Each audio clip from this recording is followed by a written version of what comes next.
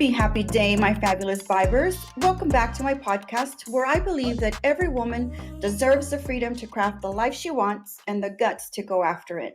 We will share stories, facts, and opinions on various aspects of life to give you that kick in the ass to light you up and spread killer vibes every day, 24/7. Oh my gosh, guys, I'm so excited to share my guest today because, when I met this woman, I knew she was pretty awesome. And it just took, I think, a few conversations. But let me tell you a little bit about Carla Bisong. Did I say that correct? You did. Of Bisong Gallery. Carla Bisong founded Bisong Art Gallery in 2013. The gallery is a 1,300 square foot loft located in the historic Warehouse District of downtown Houston, Texas. For years, she worked full-time in the financial industry and grew the art gallery until it was time to leave the corporate job to make Bisong Art Gallery what it has become today. What a cool story. So from financial to the gallery. Welcome, Carla. Thank you. Thank you so much for having me. Yes, I'm just like, I love meeting women who are doing things in a different way. So let's start off with that because I want you to tell me about the story where you said you were the only woman-led gallery among a lot of men, or tell me a little bit more about that. Yeah, I'm the only African-American woman contemporary art gallery in all of Houston.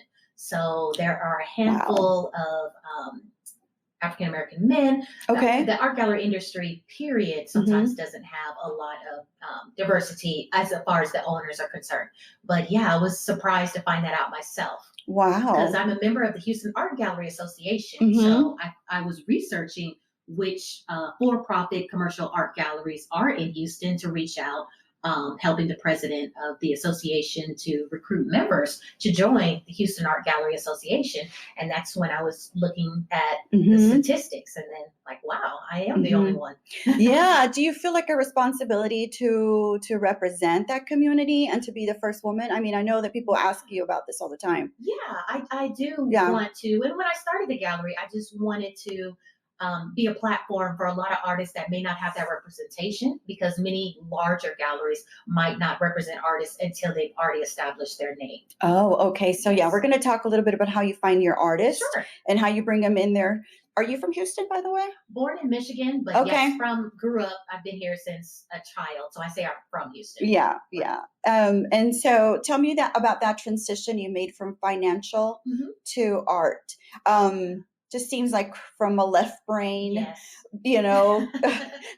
part of of a business to something very right brain, more creative and more fun, I guess I could say. And I enjoy business, and so it falling into the financial industry and working and investment banking is such a great opportunity. I take so many tools away from that I've learned, but I think as you're younger, you feel like, thinking about your future. When I make that 6-figure salary, great benefits, and working for an established Fortune 50 company, then I'm successful. I made it. Well, once I got to that level, I didn't feel successful. I didn't feel fulfilled.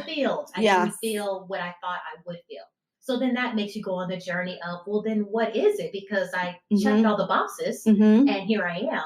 And so I feel, and I encourage people, your passion is something that just stays with you. Yeah. Sometimes you don't have to figure it out in your head. What do you find yourself keep doing, keep going back to, keep reading about? Like if you can't go to sleep because you're thinking about it all the time, you've got to address it and you have to figure out why it's bugging you so much, because you really want to do something. It will really nag at you. I know that for sure.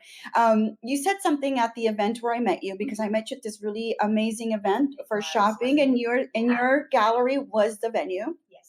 A beautiful contemporary art in the Warehouse District. It was very, very pretty. The outside, we talked about the outside and all of those things.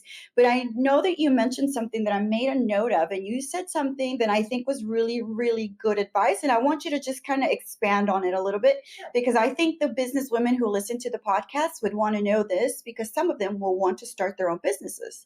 And you said that you should keep your day job while you work your dream job.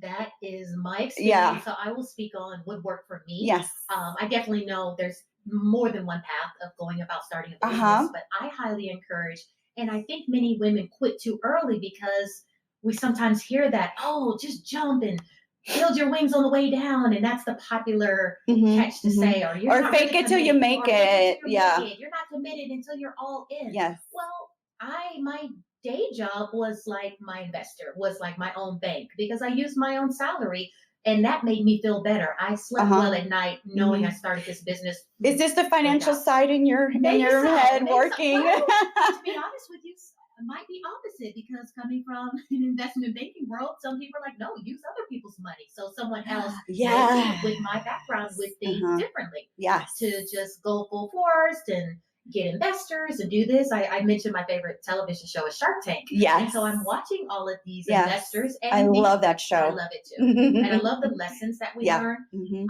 And that is many people's way of blowing up, which is not wrong. Why didn't you want to do the investor part? What was your reasoning behind that? I knew I had a lot to learn. I knew that I didn't have previous experience. Many gallery owners work in another gallery before they branch off to their own. They work in museums, they're curators, and then that gallery is the later on step. Me, silly me, just like, I think I can do it. The business model's retail. I understand that business model. I'm just going to go do it. So I knew the first 2 years I was going to make a lot of mistakes. And if I make a lot of mistakes, I didn't want to answer to anyone but myself. I wanted to be able to say, okay, I tried that. That didn't work. Let's go again. And then I still had that paycheck coming in to keep going, keep moving, keep experimenting. And so that felt comfortable. So you gave yourself grace. I did. You were like, you know what? I know what I'm getting into. I know that it might be difficult. And do I want to bring in people along for the ride while I'm learning? Exactly. Because it's a huge learning curve to have a business. It is. I mean, you get into a space, and I think a lot of people don't realize, the overhead that comes with the space. Especially, expenses. And then if something breaks down, then you have to spend on that. And then if, an event doesn't go through, then you're counting on that money. I used to have a boutique, so we used to do events there all the time. And there were things that they were out of my control. Or they showed up late, or they didn't leave on time, and then I had to close down later. I mean, there's just so many things.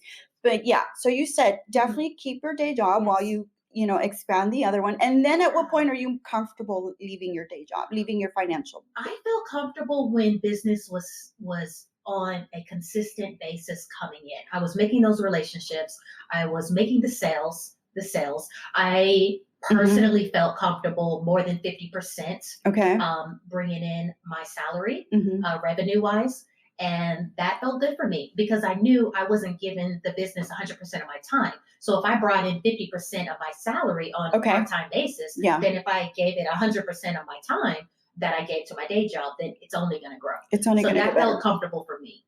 And how long did that take for you? It took a few years. Okay. It definitely took a few years. Okay. And, I'm so glad you say that, because from what I hear a lot is, I've already been at it for a year. Like, I should be changing. It should be better. It should And it takes time. It definitely takes time. And every industry is different. An art gallery, luxury item business, it's relationship building. So I felt great knowing I didn't have to, in the very, very beginning, make that sell, because I feel if it's a relationship building business, then if I'm desperate and I come to you and I met you for the first time and I'm already, you have a studio? I have to put art in there. When can I come over? When can I do that? You're going to be, whoa, lady, I just met you. So I want to develop those relationships, build trust level, let you know that you can ask me questions, you can build confidence with me. And when the time is right, if it's meant to be for me to provide you with art or any other services, then it's going to happen. And I feel like that was the most comfortable way to build relationships. Yeah. There's a lot of networking that's going on. Yeah. And then from one relationship to another relationship, it's just building upon your community, basically, right? Yeah. A community that's going to come and support you in whatever that you do. For me, one thing that I've always encountered in business is the assumption that it's easy, or like it's glamorous and it's fun. And oh my God, you have a gallery. Oh, how much fun you must be having. And I don't like to burst bubbles. But I'm really realistic and saying, most of the time I'm in here cleaning toilets, or, because I don't hire anybody to clean for me. I'm mopping, I'm sweeping, I'm, vacuuming. There's a huge other side to it that other people don't see. I'm glad you say that. So many people come in for the art exhibitions, and they see the art on the walls, they see the refreshments and the hors d'oeuvres and the wine, and oh my God, you get to do this for a living. the exhibition is 20% of the time. 80% of the time is the marketing, is the setting up, is the bringing in crates and all the dirty work that happens. Yeah. In my hands, you know what I mean? Yes. I mean, all of that is 80% of blood, sweat, and tears right. to put on the 20-minute show. I mean, the 20% show. And I've heard people say, well, then hire. And then you're like, oh, no, you don't understand. I'm trying to not hire people so that I can keep as much of it as possible. It's making a profit. It's making a profit because you have to. Is what comes in, but profit is what you're keeping. Exactly. And people don't understand there's a difference between revenue and right, profit. Right. How much do you estimate you put back into your business from what you made? The first few years, I was putting everything back into the business. And so that's what was the beautiful part of having the day job, because no, I did not make money my first 2 years. And when I say that profit wise, I won't say revenue, but you know, since we're speaking business and making sure everyone understands, but that is letting people know that we're here, still marketing, still it's a cost. And I even tell artists as well too, when you prepare for a solo show, you have to pay a cost for your materials, for the canvases, and you know, and my job is to create and get the people to come in and market. But before doing anything to be able to sell, we spent money from the jump. Do they expect that you do all the marketing for them when they come in to do? Many artists do. I've learned to have realistic expectations that people still buy from who they like. So if they are showing some bits of their personality, they're doing a great job of, even with social media, explaining not only what you make, why you make it, your process. That is extremely helpful, because I can talk about someone and I can explain that as well too. But when it's also coming from the artist's voice, many people make a connection with that. Do you notice that some of them want to do that, or some of them just refuse to do that sort of thing because that's not what they do? It's 50-50 in my experience. And some are great, you know, salespeople for themselves. And some are like, I got into art to escape people.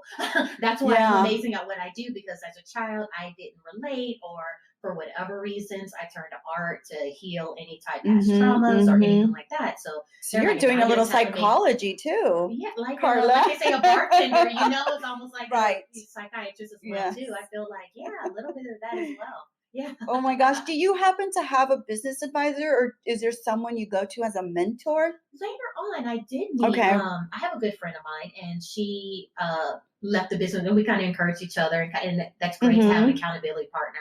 And she worked for Chase. She was a branch manager. And so she had a master's degree and joined a company that also nonprofit that went in and talked to entrepreneurs and just made sure if you wanted to clean up your business plan, or if you wanted to talk about marketing, or just talk about other resources that might be available in the community. So I talked with her, but as far as an art dealer coming in that had the experience that said, this is what you should be doing, there was no one available for that type of do you feel that you lost time because you learned so much on your own? That's a great question. Yes, I'm pretty sure. Oh, I know for a fact. Okay, I did follow another gallery, I think in California, Unit Gallery, that started the same time I did, and they're doing amazing. I'm so happy for them. And of course, I don't know their backing, but they're just having now their second gallery now, and they're blowing up, and they're just amazing. Two best friend partnerships started the gallery. And so, I'm pretty sure for whatever reasons they may have had backing, and they started, and they are larger, and they have their multiple spaces, and they have, you know, the clientele that they have. A bigger team. And everything. And so, yes, if I compare myself to someone else started the same time I did, yes, it could have gone faster, but then I also know galleries that started the same time I did that are no longer in business. Right. So you can look at both sides. Which, by the way, congrats on making it through COVID. Thank you. And so many businesses just, went down and did not survive. And you almost didn't survive Harvey as well, because you said you flooded. So tell me about that experience. Yes, Hurricane Harvey. I can't imagine. Yes. August. So traumatized. You're like, no, you don't remember the date at all. August of 2017. That probably will always be in my brain. Harvey. Oh, that was, I commend and I recommend every business owner, if it's not a spouse, a best friend, someone that can encourage you when you just feel like, like you can't keep going. Like this is it. Like, I'm quitting.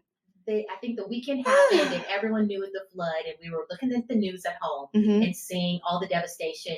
And I was like, the mayor said no one get on the street. So I was like, okay, I can't be on the street for a few days. Ding dong, I remembered I have security cameras. Let me check my security cameras Mm. at the gallery and make sure everything's okay. Looked at the security cameras. There's a swimming pool in the gallery. Oh my 2 feet of gosh. water. Just, and so I showed my husband and I said, "Wait, there's a swimming pool in the gallery." And he's like, "Okay." And then I think when I get depressed, I just take naps. That's my coping mechanism. I'm like, I'm going to sleep. So he allowed me to, take my nap. I just sleep. That's good. I don't turn to anything bad or, Yeah. alcohol, drugs or anything. I just, Hmm. let me take a nap. I just can't deal with this right now. And he said, we're going to be fine. I mean, it's none of the art, thank goodness, none of the artwork was I was just damaged. gonna ask that. Yes, the Was art any was of the on the art? walls. Oh, Looking at the cameras, the water stopped about a foot below the oh lowest my artwork. goodness. And then my loft gallery, it has a second story that is where we keep all the art. So it was upstairs. Gotcha. So thank goodness.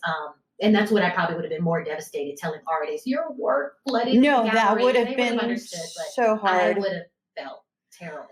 So that was good. So all that we really needed to replace was sheetrock and paint and cosmetic things. And So you put it in perspective. I did. That's how you kept yourself from going crazy and thinking, oh, why do I have this luck? Or, just really beating yourself over something. Right. Number one, you don't have control over it. Right. You can't stop the water. You can't think. And I think that for so many business owners that had that same situation happen, I guess it gave you some perspective that you're not the only one. So it kind of helps a little bit to not feel so completely devastated. Right. Yeah. Yeah, and you need that person. I mean, my husband talked me off the ledge, so because I was just like, it's over. Let's give up. Close the doors. We're out of business. We're done. And he's kind of like, it's going to be okay. It's in fine. terms of business, is he your person that you go to with business ideas and somebody that can give you some feedback and just give you some just feedback, hey, I'm thinking I want to do this, what do you think? And he supports. So many women have husbands that don't support. Yeah. And I go to him and he helps me see the positive side on that, but I make sure to not go too often or vent too often as well, because I don't think you should put that burden too much on one person's shoulders. So I have a group. If it's artists, if it's other business women in other industries, I like to ask them or go to them 5 minutes of just maybe venting a little bit, but then, what does work for you? Because you having a different industry might have an input that I didn't think about. Yes. I like going to people, other women business owners, and then also being women, that we have children, that we have spouses. Yes. You also can include how you are balancing or incorporating all of that. Which, by the way, I was going to ask you, like, how do you balance being a mom, being a business owner, being a wife? I think a lot of times we try to not talk too much about it because we think I can handle it, I can figure it out. But there were times when I would say, yeah, I didn't have it figured out. I mean, some days I sent my kids to school and I don't even remember what they wore, because my head was so consumed with something in my store or a client or an employee. Something always was going on. And I remember thinking, gosh, I don't know how I sent my kid to school. Like, did he eat breakfast?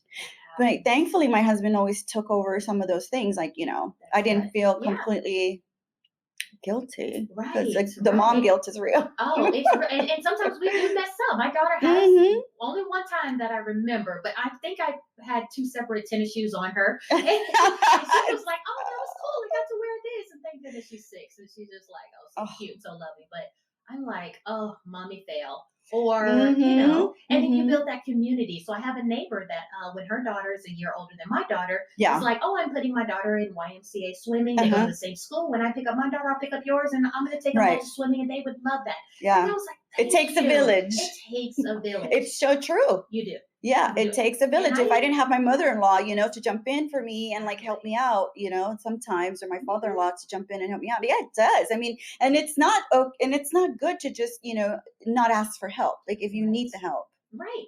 And or barter with someone else. You're starting a business, you have someone else that you connected with starting their Yes. business. Maybe that person loves social media. You're more of a numbers person and you like bookkeeping. Then Hmm. okay, you like you take over, help me with my social media, I'll help you with your books. But we have separate businesses and we're gonna help each other because you have to get this done. I have to get this done. I really don't like this. You don't like this. Swap and let's work together. Yeah. I encourage women to find that person that you can work with. Yeah. Collaborate. Collaboration Partner is key. up. Definitely. Partner up with people. I find that that's also very helpful. The Mhm. other thing that I've done from the beginning is I've always had college girls to come in and help me do things. But in my way of looking at things, I'm teaching them a lot too. I'm mentoring them, and I'm giving them ideas on how to approach conversations, how to approach interviews, how to dress for work. Sometimes a lot of them don't know how to work in an environment, Yes. and punctuality, and being resourceful. So there's a lot of that that's going on as well. Not just us, finding mentors, it's us ourselves also mentoring other women. Do you find that people come looking for you for advice? Are you at that point where you're now, starting to give a little bit of business here Yes, advice or I tips or nuggets of wisdom? definitely, if, participating with things like we're doing right now. I'd love to Hmm. give advice. If there's any resources, I really love to show people where to go. I actually was and didn't know a woman called me from San Antonio, and she said, "Oh, I read about an article about you in Artsy. It's an art magazine, Uh-huh. art website, and everything. I didn't even know it was written." And she said, "I would love if it's okay with you. I will drive down, have dinner with you because I want to open an art gallery in San Antonio." And I said, "Oh, Oh that my is amazing." I gosh. don't view us as competition Yeah. because what your program is different from my program, so there's no such thing as competition. But I said, one request, I would love to have dinner with you, talk to you, you can ask me anything you want to talk to me. But here's a book you can go read, and it's many of the things that are going to come up Hmm. in owning a contemporary art gallery. Hmm. And just she was like, "Oh, I would love to." Some Hmm. people are open and will Hmm. go do that research at first so that when Hmm. you ask me questions, you're asking educated questions. Hmm.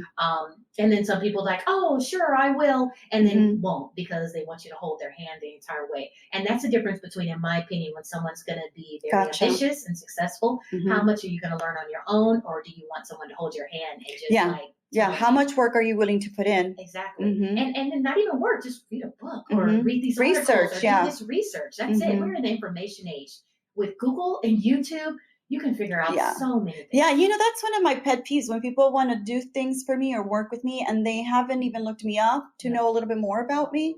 And it just bothers me because I'm like, you know what? Like All at your you fingertips. didn't even take the time to look it up and see, a little bit Yes. about me or want to know a little bit more about me. Yes. They just want to sell something or just want to pitch something, and you're like, you can't just pitch somebody. You've got to know a little bit more about them. Very true. Yeah, I love what you're saying, and I love the advice that you're giving because I host business strategy sessions with other business women, and sometimes they feel very lonely, they feel very alone, they feel like nobody else has faced what they're facing, and so some of them have to hear, yeah, you know what? Guess what? I've been through that. Right. I've lived it. Mm-hmm. Yeah. And I suggest now that we're hopefully other side of COVID, people are being vaccinated, we can get together a little bit more. Before that, I invited people. Let's just go have coffee and talk. If I and was inspired by someone, Yeah. or I felt they were doing something great. And I would respect their time as well too. So even if one woman, she owned older than me, she's had a gallery for 30 years and also a frame shop. So I said, I want to respect your time. Can I bring you lunch? You don't even have to meet me anywhere. Where you already are, you have to eat. Yes. And I will just take up the amount of time it takes for us to have lunch together. Right. Brought some salads and just asked her a few questions. And then she says, "This was really nice. I'd love for you to come back and we talk again and chat." That's it. I just said 45 minutes. I bring you lunch. I had a few questions. And this was when I was starting because I didn't have the experience. So I YouTube, watch as many lectures about art galleries, about selling art, about art fairs, reading books. I read every book I could get my hands on. Do as much research. You sound just like me. Yeah, like I have to research anything. I have to go in there and really find as much information as I can about it. Just because it makes me feel more comfortable and better about things. And you're not wasting that other person's time. You're coming in with Exactly. really specific questions, which is really, really important. Something I also talk to the girls about. You have to be really prepared. My pet peeve is when they show up without a notepad and a pencil or a pen and they're just sitting there. I'm like, girlfriend, you better be taking some notes somewhere. Somewhere. I mean, take Your a phone, on in your your phone or phone or something. If you something. want to type. Yeah, and I think just those are little behaviors and little things that they can do to really set themselves apart and really show that they're actually caring about what they're doing and it matters to them. Like I can't imagine showing up to your gallery if I'm going to talk to you without my notepad. Right. Hey, I want to talk to you, I want to see. And the other thing is like bringing lunch for people, not just Mhm. assuming that everybody is just going to do it for you for anything. Like be Yes. gracious, be Yes. polite. That's Or understand if that person is extremely successful in what they're doing, you are one of many people who have asked to right. be a mentee or get advice or something like that. So Absolutely sometimes, correct. Yeah. I know people have mixed feelings about Steve Harvey, but he made one point that I agree with. He Hmm. said, and a lot of people got mad that he put out a memo to his employees, and he's a jerk in some other ways. Oh But yes, I'll just say this I heard one. about the Yeah, memo. and he Yeah. said, make an appointment if you want to talk to me, because he says what people don't understand, and I know I got a lot of flag for saying that. If I stopped and talked to every single person on my staff who all works for me in this Right. office, I wouldn't get anything done. Hmm. So just respect Out his of time, respect for and his time. I'll make That time for made you. sense. But just Hmm. make an appointment. Don't Hmm. ask me your questions when I'm on my way going to another meeting or something like that. So, and I know people have mixed feelings about him. Maybe that's a bad example, but I just want No, to say no, I I think it's agree a great with the example. statement Yeah, and that I do too. I mean, and the other thing, let me talk about this while you're sure. mentioning it. We can't always throw people or cancel people for one or two things. If there's some good to something, there's a golden Take a nugget message. there. Yes. That's what I took. I mean, there's Yeah. little things about everybody that you can capture and think, yeah, that makes sense. Right. He's heading somewhere. His mindset is in another place. He's probably pumping himself up, to come out in the crowd. There's a lot of things that people can think about, but you can never make an assumption that just because you work in that place that you can always ask him whatever, or he's such a nice guy. He's such a funny guy. Let me ask him some questions. He's also a human being. He's also preparing for a show. Like, yeah. But yeah, I mean, I hate it when we cancel people like that too. Like, yeah, maybe he said something crazy or ridiculous, but there's little nuggets Right. that we can also look at and say, hey, that wasn't actually a good advice. Yeah, exactly. Which I agree. And we have gallery hours, but if someone wants to come and look at a specific painting, not everything that we have it's not an art store. It's an art gallery. So certain pieces are on display and Gotcha. certain pieces are in inventory, and certain pieces I'm working with those artists, but those pieces are in that artist studio, and we may have to do a studio visit. So I'll say, if you want to see a piece, just let me know in advance. So when you arrive, I have it ready for you. I'm ready to talk about it, this and that. Then, I'll be there Wednesday between 1 and 5. I'll reply back. Oh, that sounds great. I'm available at 2 and I'm available at 4. Just to let them know. Yeah, you can't just give a 4-hour window of when you might kind of come. Let's go ahead and schedule. And then, I can give you my full attention when you arrive. Yeah. But the audacity to think that you're available to them for 5 hours and like whenever they feel like showing up. And that happens. And then when individuals even make appointments and no call, no show or something like that, that just helps me to understand that you're not used to maybe having a lot going on with your time. So you're just willy-nilly. Yeah. And if that's your choice and that's your lifestyle, I'm not going to judge you.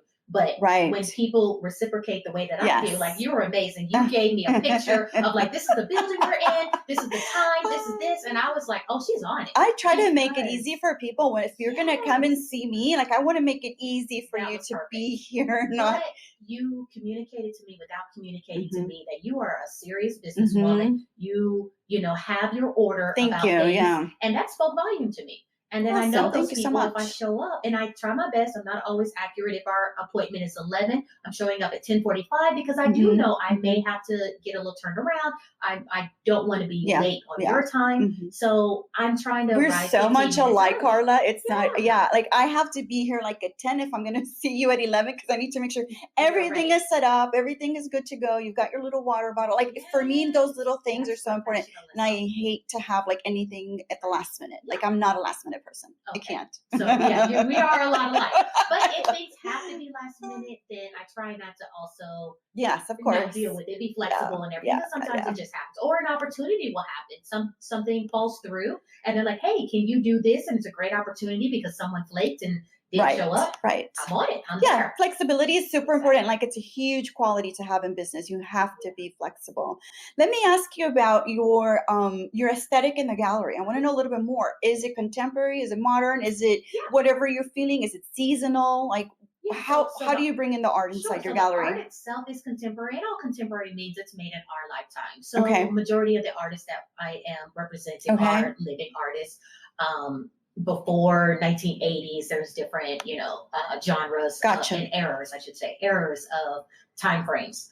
But yes, we are contemporary art because we do rent the gallery out for weddings and stuff like that. Many artists will come to me and they're brilliant and they're talented, but their work is, for lack of better words, just controversial or really edgy. And at this point in time right now, I can't show it. I have a bride coming getting married. We may not be able to show artwork with somebody's head bursting out in blood. That's very thoughtful. Yeah. A bride probably is not wanting to see that. In the future, if I have multiple galleries and have certain spaces that will not be rented out for private events, then we can be edgier. We can be more controversial. We can do installations that we don't have to move because we have people coming in for whatever reason. Yeah. So that's just the business model that we are right now, because a lot of our revenue is because of the private events, which also is great complementary to selling art, because I've sold artwork from people coming in from a private seeing event, something they like, and like, oh, is that for sale? I want it. So it's still great to get the foot traffic in and have those private events. Yeah, but at the end of the day, the art business is the number one priority. Okay. And so how do you promote artists when they come into your gallery? Like, what do you do? Do you do like a big newsletter blast? Yes. Facebook events? A little bit of everything. Social media? So right now, with a little bit more of a budget, this year I started working with a publicist. I've never done that before. So that was, that's definitely great. Social media, of course, newsletter building. Do you do all that yourself? Other than bringing in the publicist, that's now doing a lot of promotion as well too. Yes, I still am hands-on doing all. Yeah, I handle even the social media, the photography, all of that. Bringing in a photographer, I can photograph the art, but many things. Yeah, I still work with someone that can adjust lighting and has that eye that I don't have yet. But I can do the basics. So yeah, I say basics. Newsletter communication, sending out those emails, social media. Gotcha. What part of the business do you find that's just the most time consuming and you wish you could just give it off to someone else? Social media, I feel, is most time consuming. Because I care a lot as well too, and I spend time when somebody comments on things. I get off in a conversation that is great, but at times I spend too much time on it, maybe or I need to block a little more, maybe put it out there, put it to the side, work, and then maybe in the evening time come back and be more engaging. A lot of time management's happening at the same time. And I'm still, I think I'm doing better than the average on time management, but I can still do better. I can still do so much better. No, I used to get home and I would keep on working. And I remember my husband was like, there has to come a point where you disconnect. You have to disconnect. And I was like, I can't disconnect. I have to answer this. And I have to. And he's like, no, you don't. You can disconnect. Because you're worried sometimes that you're going to lose the sale. You're going to lose the sale. They're like, oh, some people. I think there's an Instagram that's pretty funny. That, it's small business memes or something, and it's just people submitting reviews that are just ridiculous that people are getting. That someone's like, hello, I need to know about my order, and it was like 10 comments in a 25-minute time frame on Christmas Day or something. Wow. And so it's just hilarious that, and if anyone's that ridiculous, we should not care about their feelings or if we lose that sale. But just in general, let's say for a venue rental, you're looking through a list. You may have put in Houston Art Gallery venue rentals. Yeah. There's maybe, let's say 4. And you reach out to me, then you reach out to the next person. Sometimes just the first person that says, oh, come in, take a tour. Yeah. I'm willing to work with you. Yeah. Is probably the one that's going to get that, maybe. But that's how I think. And so I want to be reasonable. I'm not replying to anyone at 1 a.m. in the morning. Yeah. I do want to reply of within course. 6 hours, 5 hours. And any anyone who's interested in having their art exhibited in your gallery, is there a process for them to go through? There is. We do have a submission process. So I have it on my website. Okay. You can email me at info@bisonggallery.com. And then we have our art director and myself. We review the artwork. What we're looking for is, can the artist put together a cohesive show? So when I compare cohesive art show, for those that don't understand with the art business, I like to compare it to music. So if you go to a concert and you think you're going to country music concert, when you go there, yes, the artists are going to have umbrella of different songs, but pretty much it's country music, or maybe they're all a tiny bit rhythm and blues or something like that. But pretty much you know what you're getting. If you signed up to go to a country concert and, you know, maybe a little bit of pop and rock and roll comes out and she's doing like Def Jam heavy metal, you're like, whoa, you know, where did that come from? This is not cohesion. That's not cohesive to the overall show. So I tell artists, if we do a solo show for you, can someone come in and know the same one artist did all of these pieces? Does it make sense? And so when I compare it like that, it's like a curated show, basically. But the one mistake artists will make, well, I just want to let everyone know that I'm talented enough to do everything. And you can show that, but maybe not at your solo show, that it goes from way left extreme to way right extreme of what you're doing.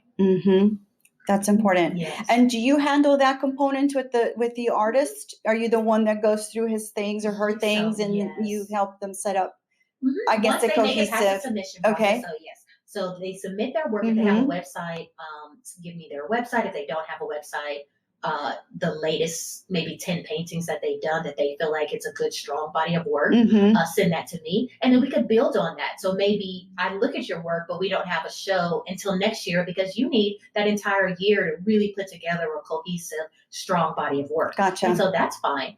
And so once we get through that process, yes, I will work with them. I've had a couple of artists come to me and I painted 2 paintings. What do I need to do a show? Let's build up some more inventory. Let's see what direction you're going. And not even for the benefit of having a show, for your own benefit. Let's say you start and you do something that 3 months later you hate it. You don't ever want to do that again, but you put it out there and everyone's like, let's just say an example, pet portraits. You did pet portraits and everyone loves them. And now you realize, what the heck was I thinking? I don't ever want to do a pet portrait again in my life. And that's okay. You can change your mind, but just understanding the difficulties of, you know, you didn't build up enough inventory. You haven't built up enough time to realize what you want to stick with or that you feel comfortable with. And now you're completely like, no. And something I've discovered about artists is they tend to be very flaky. Like they tend to tell you one thing and then they do. Like, I remember buying art and just thinking, you know, these artists are just, they're like all over the place. They need somebody that can structure them sometimes and give them that, I think, like a checklist or an outline of like how things can work. Because from my experience working with other artists or buying things from other artists, I feel like they're all over the place. And I have experienced a few. I just feel like that. I know. Like it would be so hard for me to work with them. I will not put everyone in the same bucket, but I feel the ones that come from also similar backgrounds to us, maybe from a business background, they get it with them as well. They get that, So I would just say where their background is and what their experiences have been sometimes can gauge if they are a little more consistent, they're a little more, like we talked about, on point, and timely and everything, or the ones that have always been, I don't want to say flaky. I know. That's my word. That was my word. Let's say free spirited. More free. I'll use that word. I like that word better. Well, free spirited and time is not the biggest element. And I've had artists. Yes, I've learned, again, learning lessons. We will put a date on the calendar if I don't know that they can deliver on the deadline when they're 75% finished with creating. So you're super helpful in giving them like a structure. I try.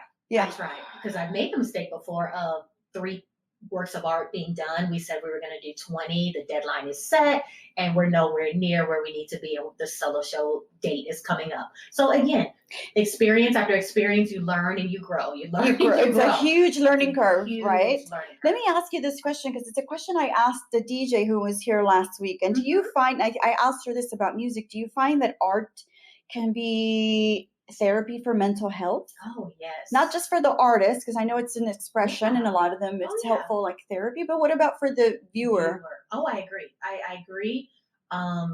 Especially as we went through the pandemic and so many people became very sad and very depressed because they were not around. How is art, you think, helpful? And good example, you guys set up a DJ that it can affect our mood, it can affect our senses, our sensory.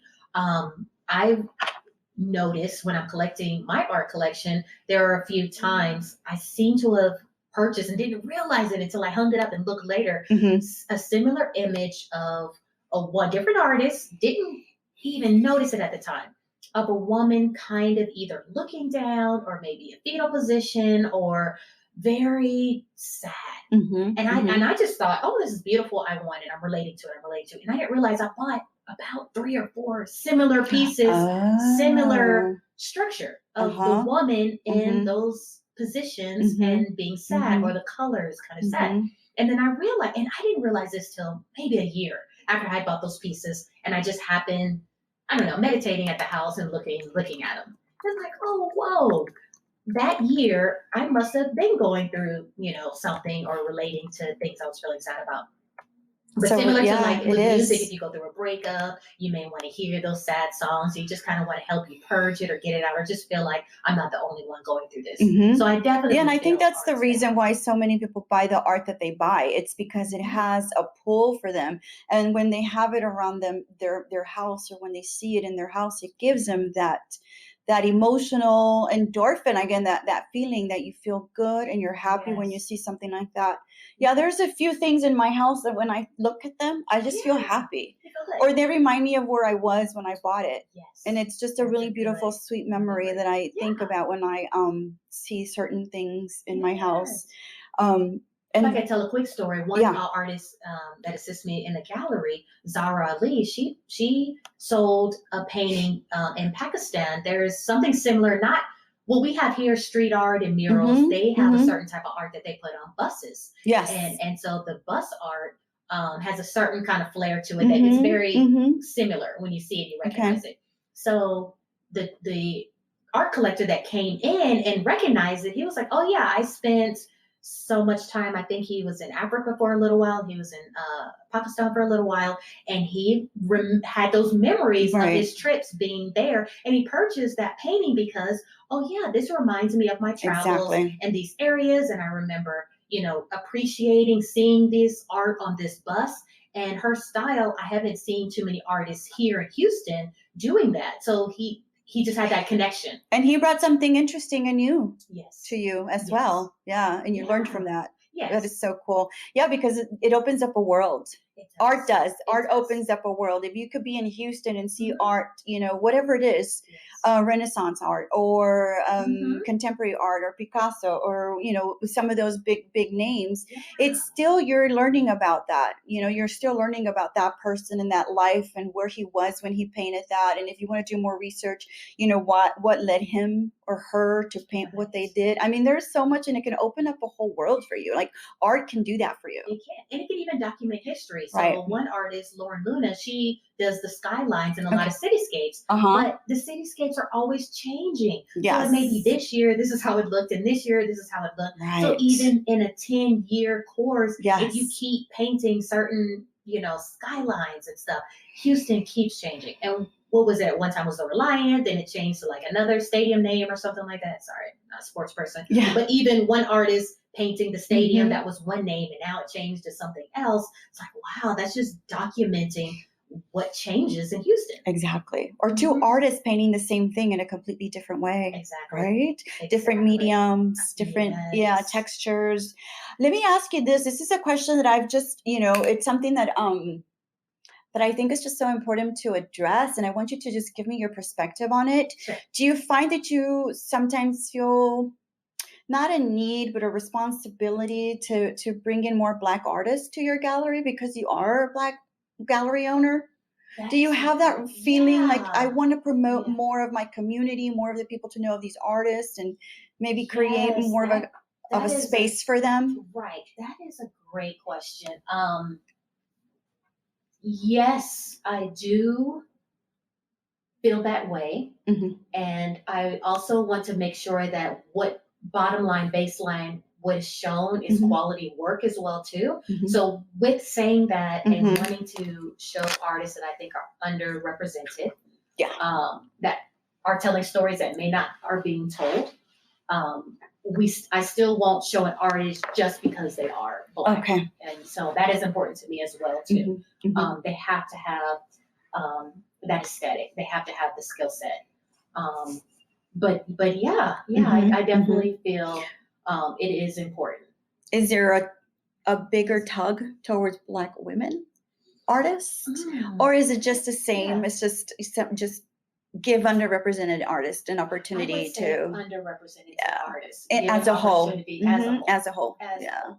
Um, That's a Okay. great question. I Wow. know. Wow, you're gonna make me think about that after I leave here. Yeah, You know, I because will. sometimes you do think, am I doing enough to Yeah, support people on their rise, on their way up? You know, somebody yeah. gave you a hand, and maybe sometimes I do realize that as a Latina, as a business owner, I was ostracized a lot through networking groups, Okay. and I was pushed aside and not giving opportunities to mastermind with like really great business women, or not allow, not even given the invitations. Okay. Um, and then thinking, well, even if I do go to a Latino led networking Yeah. organization, sometimes they are not as open and as inclusive as you think they would be. Okay. So that's why I think, for Mm. me, do I have a responsibility to reach out to more of those women that need that assistance, or just let them find their way? Yeah.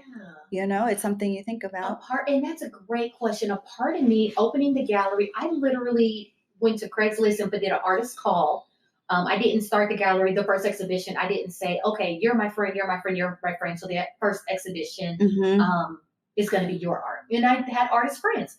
And I said, no, I am going to put it out there that I started a art gallery, very transparent. I never had one before. The first solo show was at this date, and it was a complete artist call out to the universe. And whoever comes to me is who comes to me. And so that was the first show. I probably went through maybe about 30 submissions or something like that. Okay. And I selected from that artist call what we would do. And again, like I said, no experience. That first show was the Mm-hmm. opening show. No rhyme or reason. I would not have curated today now that I have more experience and a better eye. Not that the art wasn't strong and the artists were amazing and great, just what I said don't do. Yeah. How just not really blending together maybe as it could have. But who knows? Sometimes people say there's no wrong or right. You just do what you do. Yeah. And do you but- forgive yourself yes. when you make mistakes?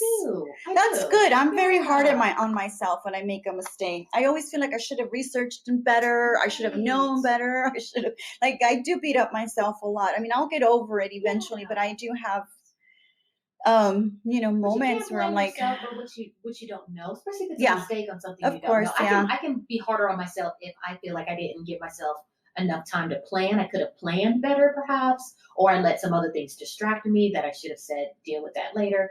I'm hard on myself with time management, like we talked about before. But if it's just something I just didn't know, yeah. then okay, now I know, and I will take this knowledge going forward. Yeah, That's it. that's great. That's really mature and a great way to do things. I've gotten better at it. I think Good. initially I was much more harder on myself, and I've just, decided not to. Like with my podcast, I just kept putting it off because, it's just not going to be good. It's not going to be this. It's not going to be that. And then I just said, you know what? It's going to be what it is, and it's going to be the best I can do. Yeah, done is better than perfect. And it's done is better than perfect. And now I get to, do things that I've always wanted to do, and I'm not holding myself to have perfection anymore. Like I just can't. Like that's just exhausting to try to be perfect. Yeah. So what's next for Bisong Gallery? So what is the next step? What do you think? What are your goals? Oh, my goals. My goal, I would love, and thank you for asking. I was just talking with another person that I confide in with art goals and brainstorming. Mm-hmm. But I would love to own a building. So I'm located in the historic warehouse district area, but it's the building itself is the Erie Ironworks building. It's a historical building, but one woman owns the entire building. So all the companies in there Mm-hmm. are tenants. Mm-hmm. So I would love to have a space that I own, not renting, and I would love for it also to be large enough to encompass the rentals or separate that out, but the space availability to just be grander with some of the things that we do, the Okay. creativity of it, the installations, the video Mm-hmm. work, being able to do just massive pieces, Mm-hmm. and people walk in and have that wow factor. Yeah. So we've had some great shows, but I can see bigger and I can see more. I would also like it to have a Zen garden in the back. Oh, yeah. If you meditate, if you don't meditate, you just sit in it and you just feel at peace. Mm-hmm. I would love to encompass that also with the gallery. So you go inside, you see the art, you get inspiration, and then go out to the Zen garden and you just really take it on in, whatever that means to you. I love that. I see that in my mind's I see that eye. you're visualizing it, Yes. and it starts as a vision. It does. It starts as a vision, and it will happen. And when the time is right. So that's a major goal that I have. Good. It's a wonderful goal to have. Continue to work with amazing artists. I have worked with amazing artists and continue to work with amazing artists, and continue to show art that inspires others. And I no longer use the word beautiful art, because sometimes what inspires you isn't quote unquote beautiful. Yeah. Mm-hmm. It's inspirational for whatever reason, or it builds a connection between the artist and the viewer. So. And what's a goal for Carla Bisong? Not Carla the business. Oh, just what's for general. you? Oh yeah, continue to surround myself with great people. I love it. Yes. So either they come and they're in my organization, or great friendships. I have great friends. I really do. So continue to have those great friendships. That's continue awesome. To meet new people that have that great energy that I hope that I'm putting out. Mm-hmm. And and I think that's quite something for you, because your energy is amazing and great and positive. And I really do feel like you are attracting that to yourself, because I was attracted to that immediately when I met you. I appreciate that. I love that. I love that about you. Your energy is fantastic. Your willingness to share your struggles, your willingness to be open about things, to really become that easygoing person that we've all been through things, and we've all encountered things and struggles and challenges, and we come out. So true. And so true. I don't know who originally said it, but the statement is, all success is standing on top of all of your failed attempts, all of your challenges, all of everything you've learned from, and you're just on top of a pile of just stuff. Just emotional stuff, the physical stuff, and you're on that mountain of stuff. So I tell people, I am not I say this and not that humble brag, whatever. But sometimes when you see someone doing something that you're inspired by, you may assume, well, they're better, or they have these circumstances that's just better, or whatever, or they're smarter. Or I was a B student. I don't think I'm, most intelligent. I don't feel that I'm just most anything that anyone else can be drive and have that if they're passionate about, can learn what they need to learn. I just think I'm willing to do it. I'm willing to fail. I'm willing to give it a try, to put yourself out there, to risk it. It worked. No one likes to be embarrassed. No one likes to put something major out and then you realize, oh, it didn't work well, and people see it. I've had exhibitions that we had like 3 people show up, and I've had 300 people show up. But that didn't stop you from going further and keep on going, because I think that's where a lot of people get stuck. It's like something failed or something didn't work out for them. They don't do it again. And it was just it was part of the process. Right. Yeah, it was part of the learning process. So as we wind down this beautiful conversation, where can people find you, Carla? Where can we go find you, find what you're doing, a website, your social media handles? Sure. Tell us. Bisong Gallery is the .com is the website. Instagram, Bisong Art, Facebook, Bisong Art Gallery. Never figured out Twitter, so I'm probably on there. But Yeah, and it's so something like that. divisive and think so. ugly. I Oh, don't thank like you. it. I'm glad I didn't miss there anything. myself. Well, I assumed we're visual, I don't like it. so I just kind of figured, but who knows? So, but Instagram, Facebook, my personal Carla Bisong, LinkedIn, so there as well. And then, yeah, you can subscribe to the newsletter. We just send it out once, maybe twice a month. I don't want to spam anyone. I don't want anyone to be like, her again. But just to keep everyone updated on what we have going on in the gallery. And that's it. And I, as much as possible, if anyone has questions, they need support, I will reply. I mean, just shoot me an email. It can be info@bisonggallery.com. And awesome. I definitely, support as much as I can. Very cool. Yeah, you've got a lot of venues, guys. If you're looking to talk to her, you know where to find her now.